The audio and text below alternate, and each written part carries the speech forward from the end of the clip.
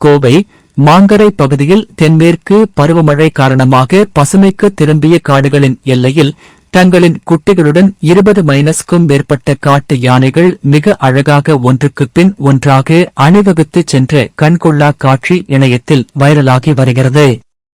மேற்கு தொடர்ச்சி மலைப்பகுதியை ஒட்டி அமைந்துள்ள கோவை மாவட்டத்தின் சுற்றுவட்டார கிராமங்களில் ஏராளமான வனவிலங்குகள் வசித்து வருகின்றன.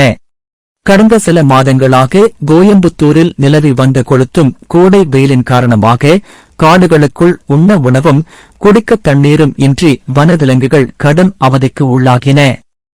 இதன் காரணமாக காட்டு யானைகள் ஒற்றையாகவும் கூட்டமாகவும் காட்டை விட்டு வெளியேறி சுற்றி உள்ள கிராமப் பகுதிகளுக்குள் புகுந்து விவசாய நிலங்கள், பயிர்கள் மற்றும் வீடுகளை சேதப்படுத்தி வந்தன.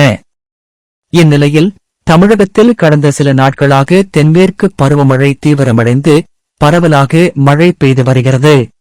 இதன் காரணமாக கோவை, குற்றாலம் போன்ற முக்கிய அருவிகளில் வெள்ளப்பெருக்கு ஏற்பட்டுள்ளதோடு மேற்கு தொடர்ச்சி மலைப்பகுதிகள் முழுவதும் தற்போது மீண்டும் பசுமைக்கு பாய் விரித்து உள்ளன.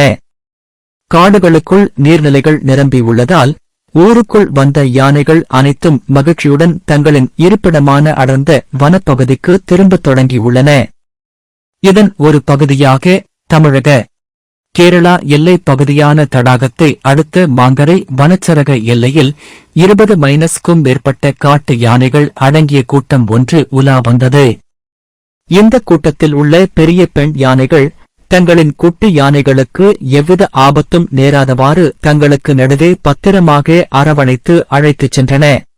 காட்டின் பசுமையை ரசித்தபடி ஒன்றுக்குப் பின் ஒன்றாக கட்டுக்கோப்புடன் இராணுவ அணிவகுப்பு போல அந்த 20-க்கும் மேற்பட்ட யானைகள் நடந்து சென்ற அழகிய காட்சியை அங்கு இருந்த இயற்கை ஆர்வலர் ஒருவர் தனது செல்போனில் வீடியோவாக பதிவு செய்து உள்ளார்.